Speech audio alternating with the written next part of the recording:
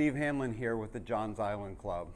I wanted to say a great thank you to all that you do on behalf of the Boys and Girls Club. We hope you enjoy this video series and you grab something out of it from each and every one of us. Again, thanks for all you do for the Boys and Girls Club. And we're going to talk about this big weapon of mass destruction, our driver, right? Longest club in the bag, moving at the greatest rate of speed with the least amount of loft. I mean, goodness, what could possibly go wrong, right? So here are my 3 big tips. These are very easy. They're all pre-swing and things that we can do to try to help us maximize our distance off of the tee.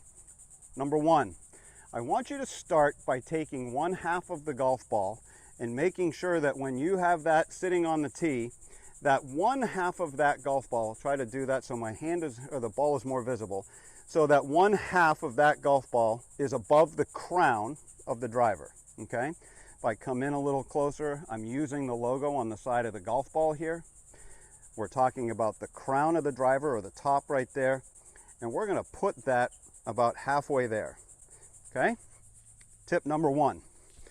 Tip number 2, because it's the longest club in my bag, the ball position is going to be pushed the furthest point forward, which is going to be opposite of our left heel. So as we begin to take our setup, we're going to have half of that ball above the crown. We're going to have the ball opposite of my left heel, okay? And this is what leads me to tip number 3. Because that golf ball is so far forward, it generally causes us as players to begin to face the golf ball. Now, if you look at my shoulders in this situation, you can see that my shoulders are pointing dramatically to the left in comparison to my target line, okay?